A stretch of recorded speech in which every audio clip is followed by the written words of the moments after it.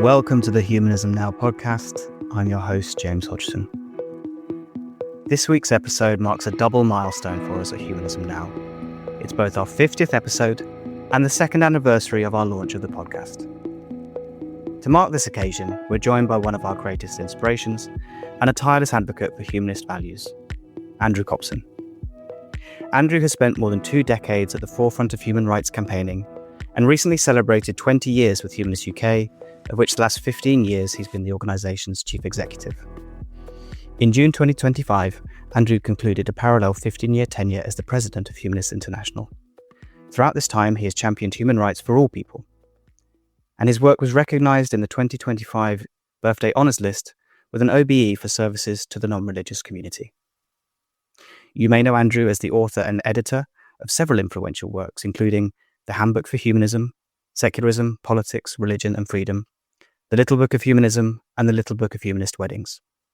He is also the voice behind the acclaimed podcast series that inspired his latest book, What I Believe.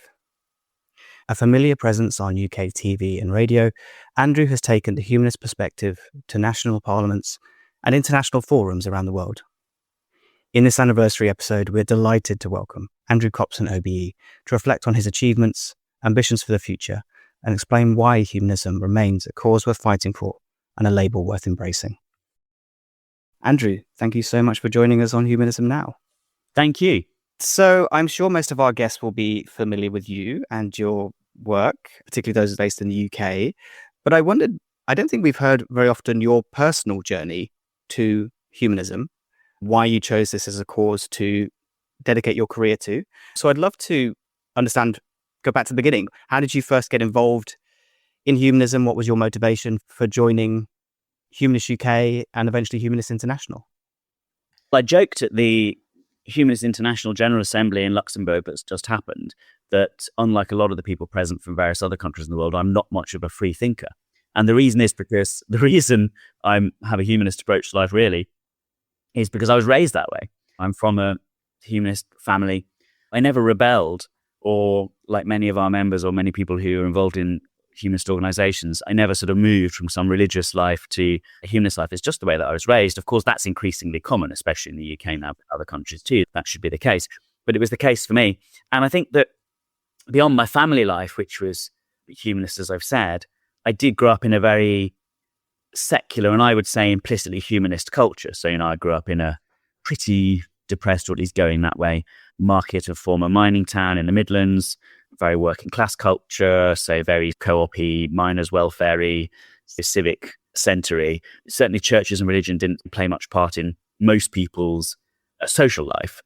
And the sort of institutions that existed at the community level were cooperative institutions or the sort of secular institutions that I've just described. When I met people in this work that we do now, who when they were growing up were involved in church groups or scouts groups that went to church or Sunday schools or whatever, that's pretty alien to me. I did briefly go to a Sunday school because I was a child that liked school. And when I heard that an extra school was available, I managed to persuade my mum that she should let me go to this local one, which she did, being a broad-minded humanist. I didn't like it very much, so it didn't last long. But most of the social institutions I engaged with were implicitly humanist in that way that secular working class life, at least at that point in the 80s, early 90s, was. So that was the ground in which I was rooted. And then I was very unusually whisked off to a very elite academic education, because there was, at the time when I was young, there was this thing called the assisted place scheme, which took children from very poor backgrounds and sent them to local independent schools if they passed an exam. It was 1979 to 1997 it operated. And it's funny how many people you meet who went through that scheme. And I went from that sort of very secular community environment into an academic life that, for me, almost then exclusively focused on history and classics. And so I always think that my academic interest, especially in the ancient world, especially in what the classicist Gilbert Murray called Hellenic humanism and the sort of pre-Christian culture of Europe, was another thing that sort of molded my view. And then, so that's sort of my personal humanism. And then professionally, it was the early 2000s and I needed a job, and jobs were available in humanism. I volunteered for a bit and then got the job. And I was motivated to join myself, Humanists UK, as a member in the early, I guess it was around 2002 when they were starting their campaign, when we were starting our campaign against the growth of state-funded faith schools, state-funded religious schools. And that was a particularly egregious moment. Those people who are old enough will remember it. And that was a motivating factor for lots of people to join and get involved in humanist campaigns. And that was certainly the case for me.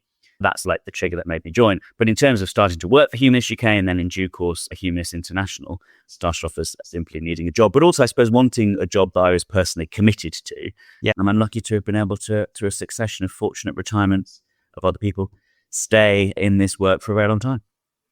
I think that's interesting because most people you encounter who have had an upbringing where it's been a fairly secular, but also you haven't really noticed the influence of religion, usually they will say, why go out and advocate for humanism if it's something that already exists in society? If it's not had, as you say, most people you meet in the movement have had some sort of direct impact or have left maybe religion. So I just wondered, was there anything in particular, who are the main influences on you? You mentioned obviously the early 2000s, there was a lot of that conversation happening. Yes. Were there any real influences that made you see this as an important cause to take forward?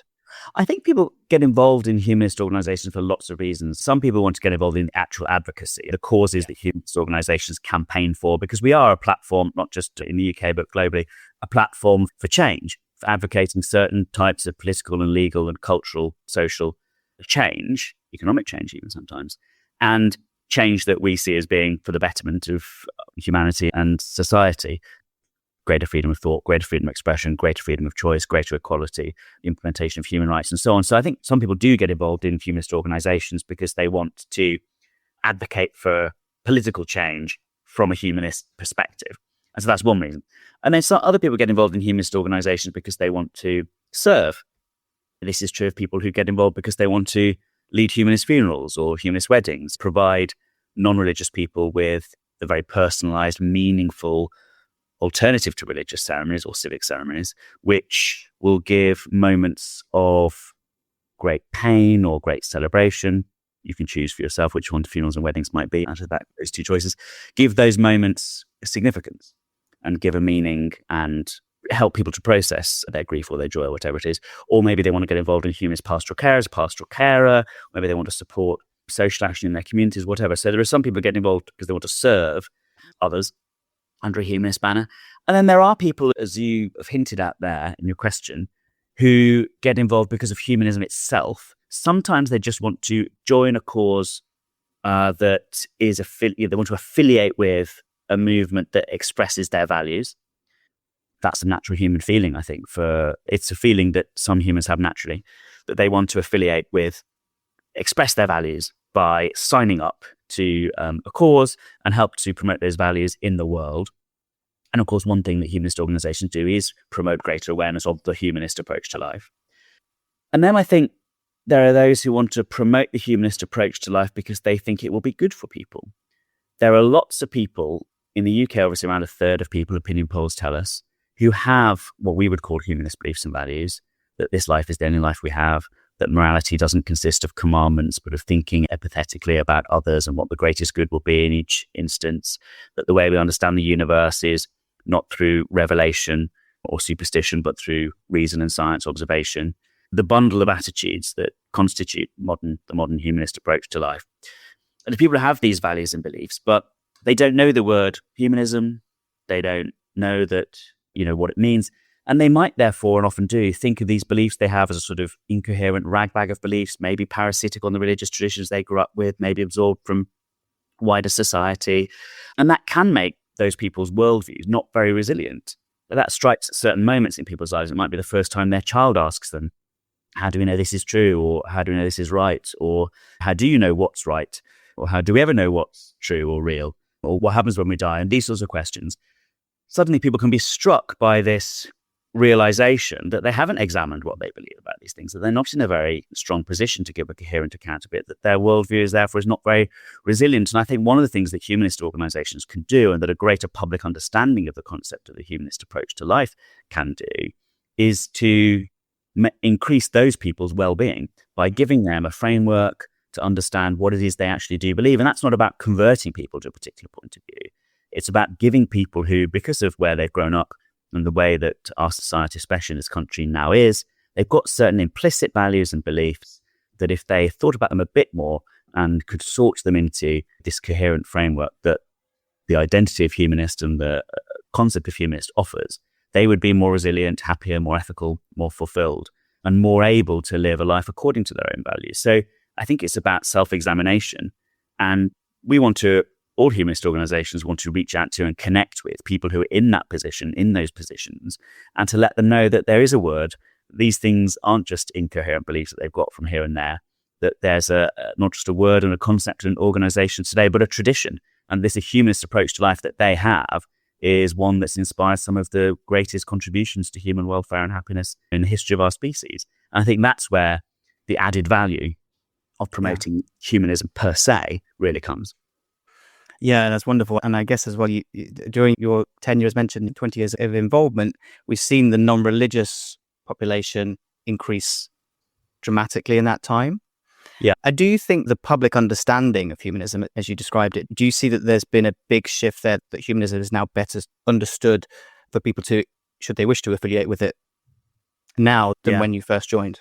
It's hard to measure that, of course. We do try. We commission occasional YouGov polls, Ipsos Mori polls, to measure public understanding of humanism. In some contexts, public understanding of humanism is now very high. If you try and measure public knowledge about what a humanist ceremony means, for example, you get 70-80% of people understanding that is a non-religious bespoke ceremony that's about personalized to beliefs of people who've died or are getting married or whatever it might be. So 70 to 80% is not bad. And that certainly has increased a lot in the last 25 years. But humanism itself has a certain attitude. Public awareness of that is relatively static in England or Wales at about sort of 40% of people being. But then the problem is, of course, that the measures of these things are very difficult. I think if you say humanism or humanists to most people, they might get it, or at least they would be able to intuitively think it, well, it must be about people. It must be about people rather than about something else. And because of, the popularity of the ceremonies, people sort of know it's not religious. That's my experience anyway when talking with strangers at the bus stop or minicab drivers or whatever it might be that you're talking to, the dentist. They've heard of it. But humanism, being able to correctly identify exactly what a set of humanist beliefs and attitudes might be, is pretty static, apart from in Scotland, where it has risen dramatically from about 30% to about 60% of people who can correctly identify humanism in opinion polls, what it means and what it is. And I think that's mainly because humanist weddings have been legal in Scotland now for 20 years. Most people in Scotland have been to a couple of humanist ceremonies. There are weddings, which of course, humanist weddings are massive now in Scotland. They're bigger than all the religious weddings put together. And I think that spreads a certain understanding. And of course, Scotland is a smaller and more homogenous society than England as well, which probably helps. In Northern Ireland, understanding of humanism is also very high compared with the rest of the UK. So I think the availability of humanist ceremonies actually is a sort of vector for better understanding of humanism. But I think that in England and Wales, let's say, there are increased opportunities for people to learn about humanism. It's much more likely to figure in the school curriculum now than it was 20 years ago. The books about humanism that are published now sell much better than books about humanism that were published in the 60s or 70s. Books about humanism being a Sunday Times bestseller in the last few years, and that's been obviously a particular development. I do think public understanding of humanism has increased. And maybe to be relatively static over the last 20 years in a rising tide of information and misinformation and disinformation that's in the world, maybe that's an achievement. I don't know.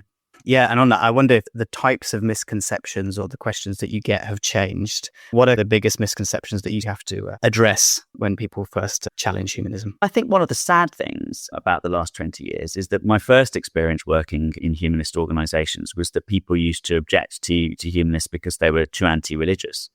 And these days, they tend to object to humanism because we're too pro-human.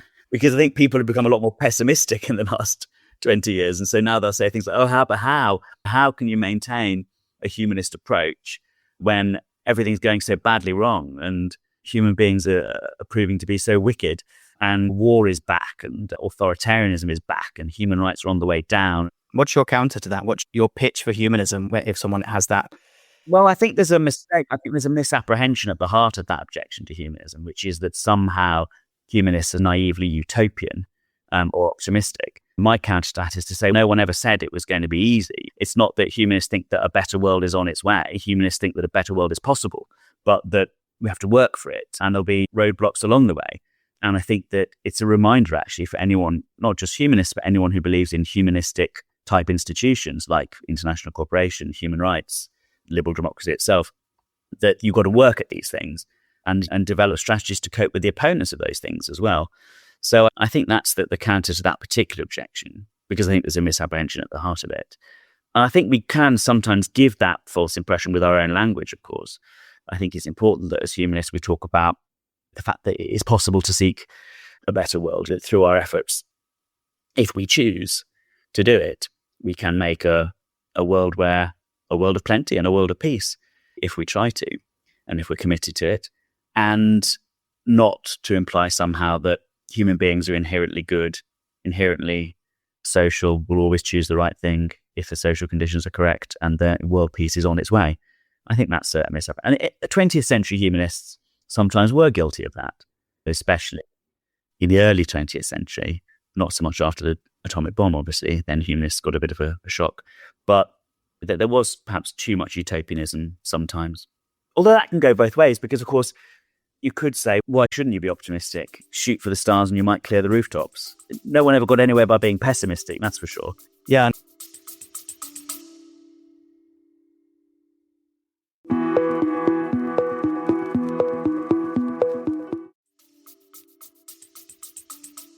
I guess we've seen huge changes in that time as well. I'm thinking particularly recently, I'm thinking more in terms of technology in particular. And do you see technology as central now to that we should embrace technology as part of a humanistic?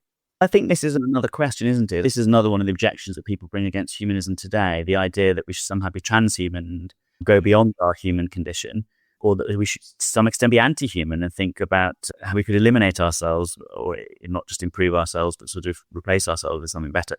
I think that these are a more important challenge to humanism than religions certainly are. The problem of religions today is, there's religious authoritarianism and religious extremism, and of course that's very dangerous. There's religious nationalism, which is very dangerous, and there is still a sort of pernicious influence of religion in people's individual lives, which is all problems for humanist values, although people should be free to have those religions and practice them as long as they're not harming others. Nonetheless, often they do target humanist values, and of course commercialism and marketization is also a great threat for humanism, because it diminishes our common life in very obvious ways, reduces us to consumers rather than citizens and rather than social animals. So commercialism is a threat. But I think one of the other threats is definitely the anti-humanism that is implicit in some of the futurist visions that some people who are pushing particular technologies, I think you might be referring to.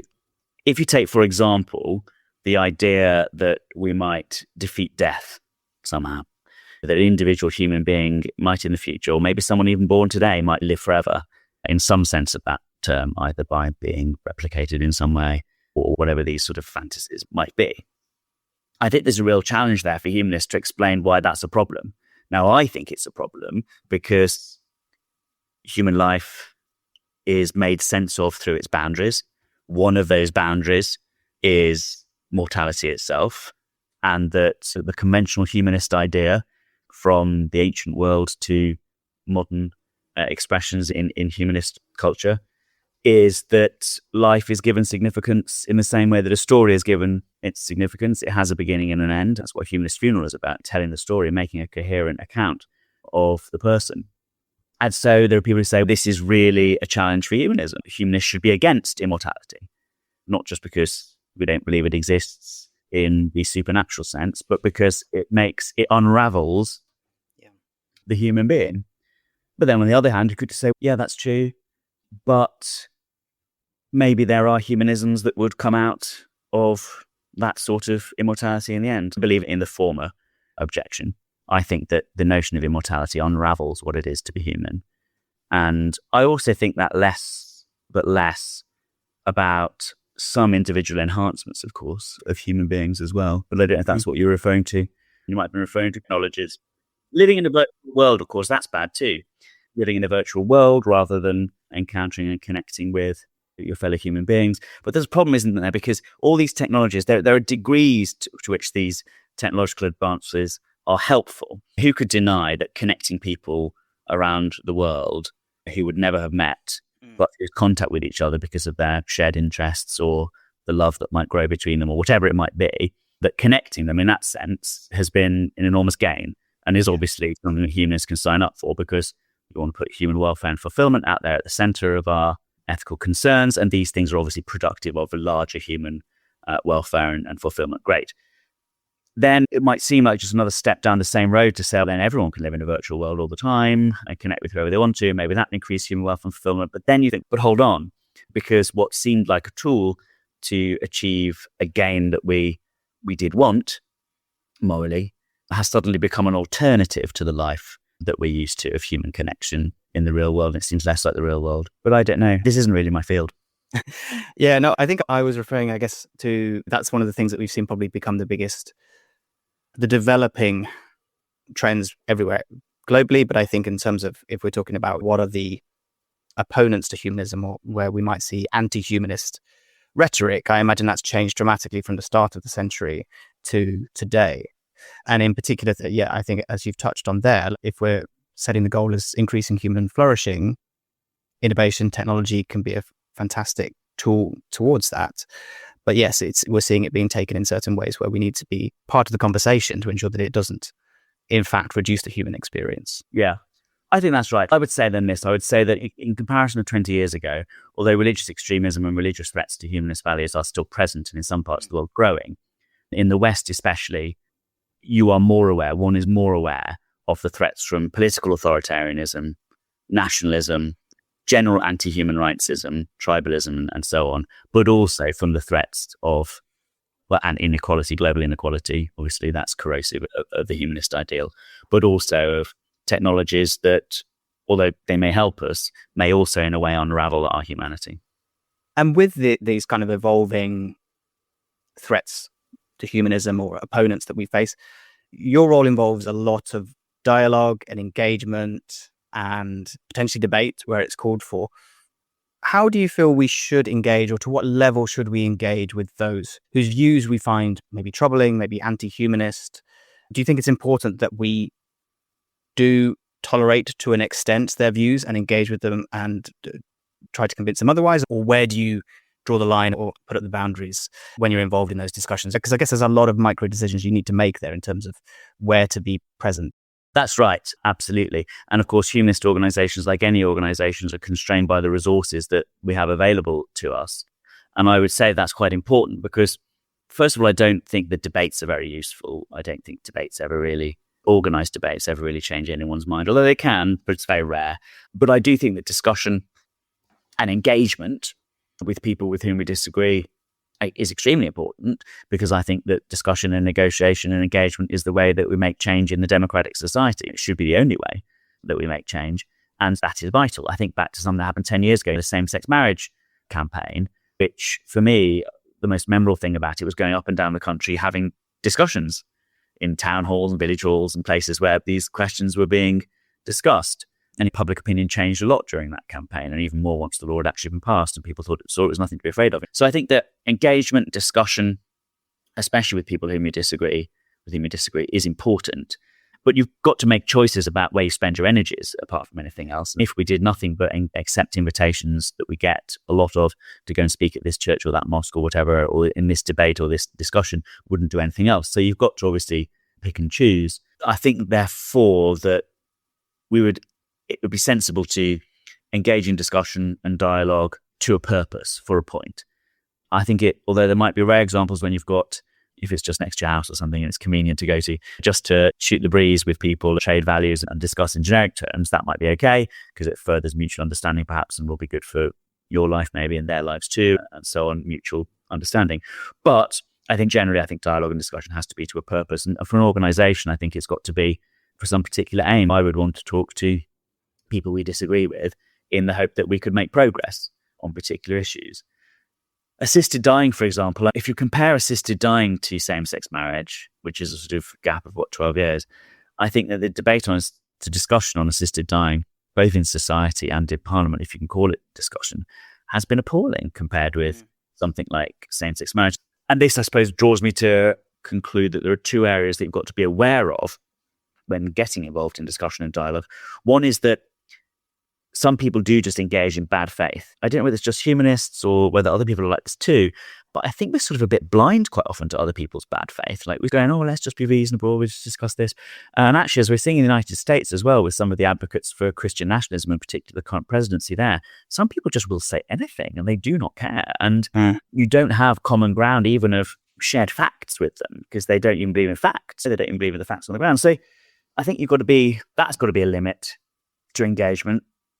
And I think then the other limit to engagement in this sort of area has to be, I do believe in Karl Popper's old paradox of tolerance, that there are some situations in which you cannot tolerate the intolerant, because if you do, society will come apart.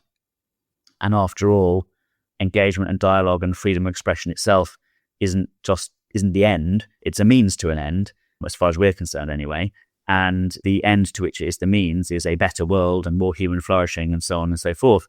And so I do think sometimes there's an argument against engagement when it comes to, for example, hardline anti-rights movements, the proponents of hatred and so on and so forth. In specific communities, of course, people have got to engage with each other because they're fellow citizens and so on and so forth. But in general, I don't think it's something that purpose-based organizations should spend much time doing. Yes, unfortunately. And there may well be some people that can be saved from that worldview, but I guess it's too much of a risk to take. And as you say, when time and resources are limited, it's where can you have the most impact and be most effective. And I mean, I think they have to, of course, people do have to discuss with each other in their communities these things. And people need to get along with neighbours.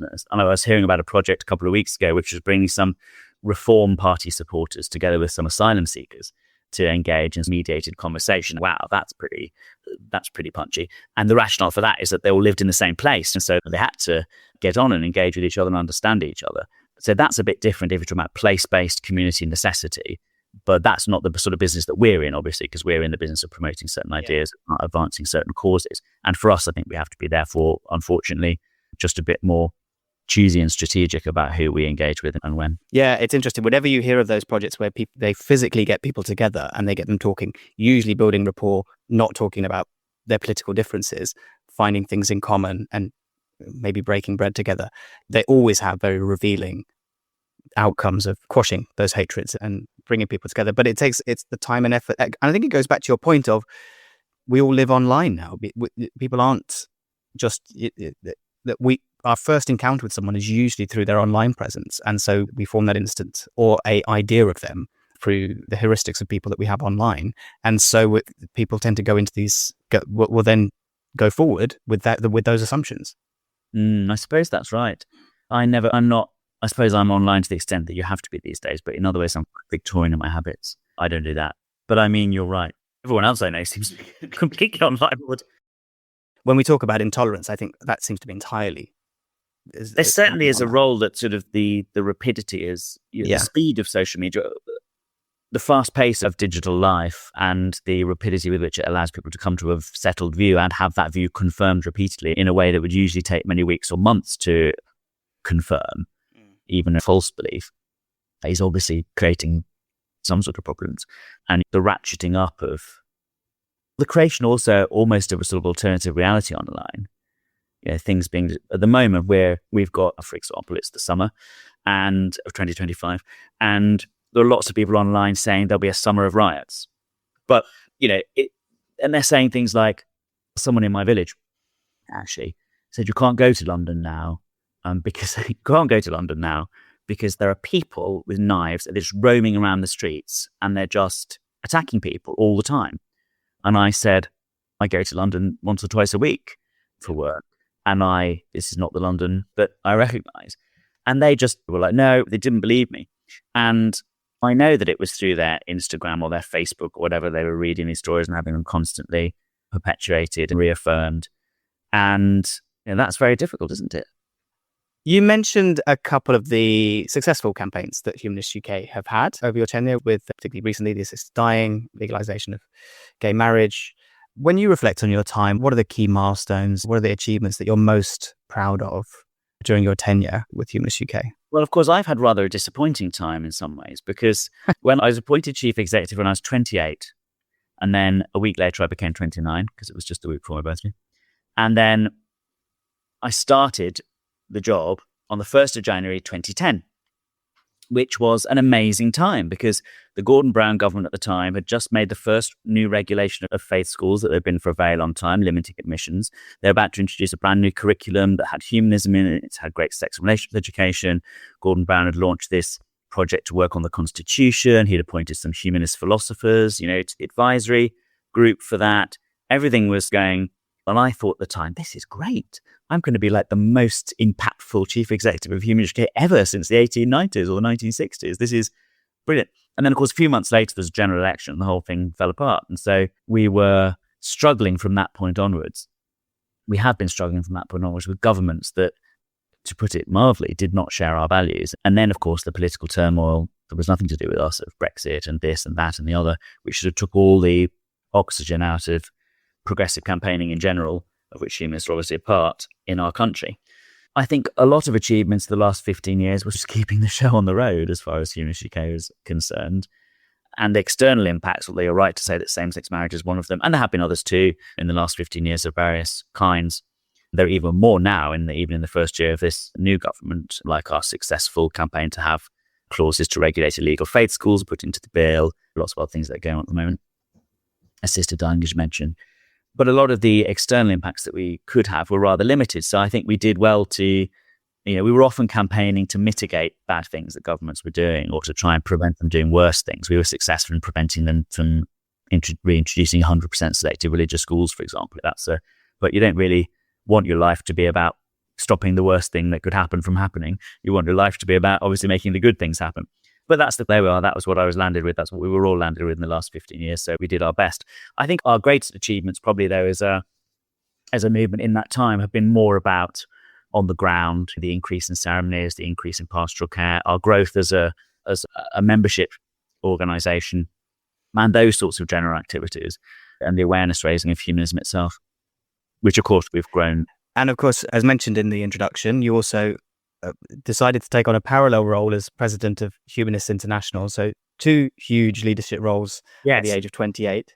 We've spoken with a few representatives, vice presidents of Humanists International. I don't think we've ever had gone, what is the organisation, why it exists. So it'd be lovely to hear your elevator pitch, if you like, for Humanists International as an organisation. Well, in the late 19th century, there was a global organisation for humanist groups, but as a result of communism and fascism in Europe, it largely disappeared. It was either the communists or the fascists liked the humanists, and so it largely got wiped out. And then in the 1950s, there was a decision to rebuild this global movement, and that's when Humanists International, which was then called the International Humanist and Ethical Union, not very modern branding, was formed in 1952 in Amsterdam. And that makes it obviously one of the oldest human rights NGOs in the world. It was very proudly a human rights movement. The first resolution at its founding Congress, the second resolution, the first resolution at its founding Congress was to define what modern humanism really meant. And its second resolution was to give full support to the Universal Declaration of Human Rights, which was, of course, at that point very new and which many humanists have been involved in writing. And so it's a very old human rights NGO, one of the first NGOs to be accredited with the United Nations, where they still are accredited. And it's now also the umbrella body for humanist organizations around the world. So not only is it a global voice for humanists at places like the UN or the African Commission or the Council of Europe or wherever international institutions are, it's also an umbrella body for humanist organizations within their national context. So it helps to support new humanist organizations, develop them, train their leaders, take them to the next level wherever possible, and to network humanist organizations together within their region, especially where those organizations are bigger and more developed, like, for example, in Europe, where there are European networks of both humanist practitioners of services, but also European policy specialists too from humanist organizations. So it's somewhere between a global umbrella and a global federation and a global voice. And one of the pleasures about having a role in the leadership of Humanists International for the last 15 years has been just encountering such an inspiring range of humanists from different contexts. Of course, it's very hard for humanists in many countries, especially where their existence is technically unlawful, like Pakistan or Malaysia or many parts of the Arab world, of course. And they're incredible people and they do such sort of work. And it's also been inspiring the consistency that humanism represents over the world. There are some people in the West these days who think that humanism is very Western and everything good is Western. It all comes from Christianity. And this is a very ahistorical recent trend saying these things. And I think it's really interesting. It's been really interesting for me over the last 15 years to see the roots of humanism in different cultures around the world, African humanism, Southeast Asian humanism in particular, and just how far back that goes and how modern humanist organizations, wherever they are in the world, have such ancient traditions to draw on of wisdom from their own cultures, secular wisdom from their own cultures, a lay tradition that exists almost everywhere, and how similar that is, and how that sort of reaffirms a humanist conviction that there is universal morality to be discerned from our status as social creatures everywhere. So that was a great pleasure. Meet amazing people, very courageous people, and people are one of the things that I like most. So I just liked hearing about everything that everyone was doing and meeting so many different people over those 15 years. And I felt quite sad in the end, actually, to stand down. I stood down because I really thought it was time for a change, but also I'd done all the things I wanted to do. I had a particular reform agenda. I wanted to make the General Assembly much more democratic, give greater votes to the Global South, and make sure that the board was always representative. I joined a committee. In 2010, when I joined the Committee of Humanists International, there were 5 Europeans, or 1 American, of European extraction, let's say. And that was it. And then the board, and they were all men and 1 woman only. And then the board that I left in the General Assembly when I stood down a few weeks ago, half women, 50% female, 50% male, board members from Africa, from Asia, from Latin America, an African woman as vice president, the first African woman ever to have been vice president since we've launched in the 50s. And I was succeeded by the first woman of color to be president. So I think the reform agenda that I had was completed, really. And I just felt that the next stage had to be taken forward by others. So I left. It's quite a privileged position to be in. I mean, how many people get to leave a role having done everything they wanted to do, people still relatively liking them, and their reputation is still good. So I enjoyed leaving. And I think, one very nice person on LinkedIn, not commenting on anything that I'd said, but commenting on something that the chief executive of Humanists International said, it's so great to see an orderly transition, implying this was very rare, especially in NGOs. And I think that's right, actually. We've all worked very hard at it, as you would expect a cooperative group of humanists to do, but it was very orderly and I was very pleased about it. And I do think that anyone who's got a leadership role of any kind should always remember that the true test of how good their leadership has been is really, I think, what happens in the 2 to 3 years after they've left. To some extent, of course, people then do pick up the ball and do with it what they want. But if you've left chaos in your wake, then that'll be judged in the 2 to 3 years after you've gone. And if you've, on the other hand, worked hard, been cooperative, set out an orderly transition and kept things going in the right direction, then things will continue at least for a while to be so. I hope that no one listening to this podcast 3 years from now is listening, reflecting on the collapse of Humanists International. It's all gone to the god. I'm sure that won't be the case. And you mentioned obviously that Humanists International it's designed for people. It's to protect people. It's to help people, to bring people together around the world. And I just wonder, I know there's been a huge amount that's probably happened in the last 15 years, and that bringing together those reforms, but also the bringing together of so many groups. But also there's been lots of cases of helping people individually and collectively. And I just wondered, is there anything that stands out for you as a particularly proud moment or case of Humanists International's work during your tenure? Well, of course, the case of Mubarak Bala. I mean, Mubarak Bala, who was the president of the Humanist Association of Nigeria and was arrested during COVID. And Humanists International and a lot of our member organizations, including Humanists UK, but also in America and European Union countries, did an awful lot of work to raise his case. Humanists International itself offered the legal support and the funding to him. And in the end, he was sentenced to 24 years, but then he was released after a few years of that through diplomatic efforts, really, from the US, the UK, and the EU, which humanist organizations had triggered. And then there he was at the General Assembly in Luxembourg just a few weeks ago, which was just a wonderful feeling. He gave a speech about what had happened to him and how he felt about the humanist organizations that had tried to assist him. And that was very moving, because obviously what we want is for humanists to be safe in their countries, and to be able to organize and to live their own lives according to their values, as well as to organize with others freely and in freedom. But sometimes that just isn't possible, and you have to try and get people out. And I was really proud of the global collaboration that humanist organizations were capable of in getting him out. UK efforts to lobby to get him out, American efforts to lobby to get him out, and then, of course, German humanist organizations working with authorities in Germany to get him a student visa to Germany. So the collaboration that represented to support one of our own in those difficult circumstances was very heartwarming. And it was heartwarming to hear him say how he hadn't felt alone because of that. But of course, you're not moving on from humanism and campaigning altogether. Still very much actively involved. Still got the day job. Yeah, still got the Humanists UK, and of course, I'm sure still very much involved with Humanists International. So what do you see as the next major causes, areas for change you see you're putting your efforts towards, but also you feel like, globally humanists should be engaging with? Nationally, we've got to make the most of the current government. I know that the current government is very unpopular in various ways, but it's certainly the most humanist-friendly government we've had for at least 15 years. And we've got to make the most of that. More than that, this is the first almost majority non-religious parliament. This is the most humanist parliament we've had for a very long time. The Parliamentary Humanist Group, which has been going since the 1960s, in this parliament is bigger than ever. And so I think it's the second biggest all-party group in the Westminster Parliament. The context is very favourable to us in a way that it hasn't been for very long. So obviously we need to continue to make progress with the assisted dying bill, which I'm sure that we will. We continue to make progress with the government's curriculum review for schools in England, which we're very involved in too. Continue to make progress with the regulation of illegal schools, to the Children's Wellbeing Bill, which we're involved in. I think we need to continue to press government and parliament to go further and faster on other reforms too. There are lots of incomplete human rights and equality measures in our country still, in UK-wide. There are anti-rights movements pushing hard to unravel some of the protections that people have enjoyed in the past, especially on grounds of sexual orientation or gender reassignment, and they have to be defended. The human rights of people to live lives according to their values and in the ways that they needs to in order to be happy, needs to be defended. It's an endless battle, timeless battle. And then I think that there are constitutional reforms that we continue to need to press for around the Church of England and its status, particularly in the House of Lords. So I think there's lots of old battles still being fought. I think in the UK too, we need to increase the extent in the UK to which we're putting the humanist approach to life forward as an alternative, not just to religious ways of living, but to some of the other secular ways of living that are being put out there. We need to be an antidote to tribalism, to nationalism.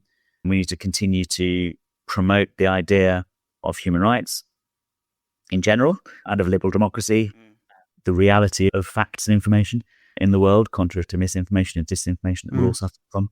Can we focus on that? I know we're tight on time here, but I think one of the things we often struggle, those of us that are involved in the promotion, that's trying to build a recognition of humanism, is to get that very succinct case for why humanism is a label worth embracing, why it's something that's good to associate with. What is your case for humanism, as you say, for people who may be unaware or are uncertain about whether it's for them? Well, I think if you want to live a life that is consistent with reality as we understand it, the nature of the world and the universe that science has revealed to us, and if you want to live in a way that takes seriously our moral obligations to ourselves and to others and deals rationally with the problems that face our species, and you want a better future, then I think that the humanist way of approaching things is the only way that makes sense. And I would always promote the humanist approach to life on that basis. And as we were saying earlier, there are a lot of people who implicitly have the sort of secular values that humanists comprehends. How I would make the case, I think that's true both for individual well-being. I think you have a happier and more resilient life if you've got an examined approach to life. And I think also it's better, there's also a case for social progress, that these values, once being lived, can also be argued for and can inform our common life, even in a diverse society. So that's the argument that I would personally make for the importance of humanism itself. Given your involvement with Humanists International globally, where do you see the main areas for focus going forward? Globally, the focus has to be on just ensuring that the multilateral institutions, which, like the UN, are incredibly fragile right now, and the whole idea of a rules-based international order, and more specifically an international order that has the human rights framework at its heart, is precarious. And I think our focus has to be on that. It has to be on that because that is the only thing that will guarantee the freedom of humanists within countries where it is under threat, either from religious extremism or authoritarian nationalism, or both. But also I think it's the only way that we can hope to achieve global consensus on the sort of existential issues that face us, whether it's how we deal with climate change and the human consequences of that, or how we deal with the resurgence of aggressive states that are willing to advance what they see as their national agenda through hostile action against others. And I think that's the only hope that we have, is the reassertion of those frameworks and their re-establishment. And I think that although that's a global challenge, it does have to be met nationally. I think it's down to all of us to hold our own governments to account for the extent to which they not only comply with that framework, but seek to strengthen and rebuild it. And if anyone is listening to this and who feels passionately about these topics, they want to get involved, they would like to be supportive, or where do you recommend they start if someone is either just to support your work, but also if they feel they want to go the next step and be actively engaged in these campaigns? I think join your local humanist organisation in the country where you live. Join Humanist UK if you're in the UK. Join your humanist organisation if you're in another country, and then get involved from there. Most humanist organisations, as well as communicating with their members, will ask their members what they're interested in doing and give them opportunities to volunteer or to work or to train or be developed into different roles. And I think the more people that do that, the better. Of course, humanist activism can't be confined to humanist organisations. I think that more humanists need to get involved in politics, in local politics, in national politics. More humanists need to get involved in their community institutions in every way. And I think that's important too. We must be outward looking, not just look inside and build sort of humanist communities, but use the fortitude and resilience that we get from being part of humanist communities to change the outside world and to look outwards and to be part of those communities that are not communities of belief, but communities of other interests or local communities or political communities. And that's really obviously the best way to effect change that can help everyone. And do you think it's helpful as well that when people do go into those other organisations and they try to influence change? Yeah, I do. I know that a lot of people are, these days, some people are very uncomfortable about identities and don't think they have an identity. And a common response to people who are maybe third generation non-religious, for example, who come across or are leading a very religious identity. These are two different reasons for not liking identities, but we get them both, unfortunately, in the humanist movement. Who say, I don't know why I don't want to be a humanist, spiritual identity. I'm not sure I want to identify. Isn't it just common sense? Why do you need an identity? Those people have to remember that it's not common sense, that only a third of the people, even in this country, have a humanist approach to life. And that if you wanted to continue and you wanted to continue to influence our public wider life, then you need to be part of it and identify it as it. Michael Rosen, the great children's author, wrote a children's book about humanism. I interviewed him at the launch and I said, why do you think that we need to, what's your response to this idea that we don't really need to put the concept of humanism out there or the identity of humanist? What do you think? And he said, absolutely, we need to. You can't understand a thing. In fact, a thing isn't even real unless it's got a name, unless there's a word, that you can, this is what he's learned from his life of children's education, of course, is that it was the first thing you teach children. This is what this is. This is humanist. This is something else that you need to have a word. Otherwise, the thing isn't real. And I think that too many people forget that. Well, thank you so much for all your work and everything that you've done. Before we go, we're speaking to you recently after, of course, your awarding of an OBE, and specifically for your contributions and work for non-religious communities. Am I right in thinking that's the first OBE of that nature for the non-religious? It is. It's the first time, in a sense, since it started, that a national award has been made for services to the non-religious. And this, of course, was part of the reason for accepting it, naturally, is that it does connote a certain sort of recognition. I felt slightly uncomfortable about it because I think that no one likes to be personally awarded, or at least I didn't, especially when you're being awarded for something which is the common achievement of so many people. But it did, as we said in our statement about it at the time from Humanist UK, we hope that lots of other awards for services to non-religious will follow. And I think that they hopefully will. And I think that it's good recognition that this is a significant, substantial section of our national community that deserves recognition for the good work that people do for each other and the service that they provide within our communities locally as well as nationally. So on that basis, I accepted it, and I'm not ashamed. My mum, very Republican. Small R Republican for US listeners. I thought would be skeptical as well, but she's now choosing hats. So I think that I think this is how the establishment gets you, James. But watch this space. But no, I think that it's the system that we have. And if you look behind, as it were, the superficial aspects of God and Empire and King, what it really is, of course, is a national recognition that this is an important community. And I think that's, on reflection, I think that's something to be welcomed. Well, congratulations, not only on the honour, but also for all your achievements with Humanists International, Humanists UK, and elsewhere. Thank you for all your tireless campaigning, as mentioned in the introduction. And thank you for being very generous with your time in joining us on Humanism Now. Thank you. Thank you for your wonderful podcast. And thank you for listening. If you like the podcast, please do rate and review us wherever you get your podcasts. It hugely helps the channel. You can support us by finding the podcast on Patreon. And please follow us and share on all social media. We are at Humanism Now Pod. Thanks for listening to Humanism Now. If you like the show, please leave us a review. It helps more people find us. Support us from just £5 a month for exclusive content and to shape future episodes. And we'll plant a tree each month in your name. Follow us on all socials at Humanism Now Pod and help spread curiosity, compassion, and human progress. Humanism Now is produced by Humanize Live, creating world-class podcasts, videos, and events for purpose-led individuals and organizations. Learn more at humanize.live.